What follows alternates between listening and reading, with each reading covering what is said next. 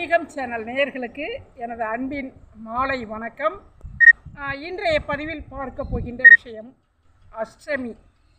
அஷ்டமி என்றாலே அந்த திதியில் நாம் பைரவரை வழிபாடு செய்ய வேண்டும் என்பது நாம் அனைவரும் அறிந்த ஒன்று. இன்றைக்கு வரக்கூடிய அஷ்டமியானது புதாஷ்டமி, அதாவது இன்றைய தினம் புதன்கிழமை.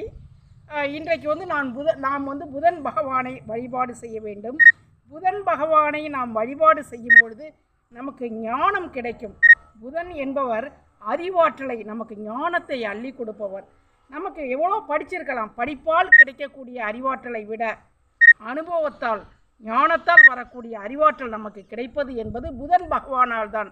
இன்றைக்கு புதாஷ்டமியாக இருப்பதனால் நாம் கால பைரவரை வழிபாடு செய்துவிட்டு திருக்கோவில் சிவாலயத்தில் உள்ள நவக்கிரகங்களில் உள்ள புதன் பகவானுக்கு நாம் ஒரு நெய் தீபம் ஏற்றி, ஏதாவது பச்சை பயிறு சுண்டல் அது போன்று தானமாக செய்து நவக்கிரகத்தையும் சுற்றி புதன் பகவானுக்கு அர்ச்சனை செய்து நாம் வழிபட்டாலும், அதே நேரத்தில் திருவெண்காடு சென்று புதன் கோவிலுக்கு நாம் சென்றாலும் சரி, மொத்தத்தில் புதன் பகவானை நாம் வழிபாடு செய்யும் பொழுது நமக்கு ஞானம், அறிவாற்றல் நிரம்பியவராக நாம் செயல்படுவதற்கான ஒரு வழி இன்று புதன் பகவானை வழிபடுவதால் நமக்கு கிடைக்கும்.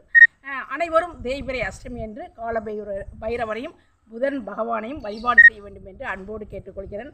இதை பார்க்குறவங்க லைக்கை ஷேர் பண்ணணும்.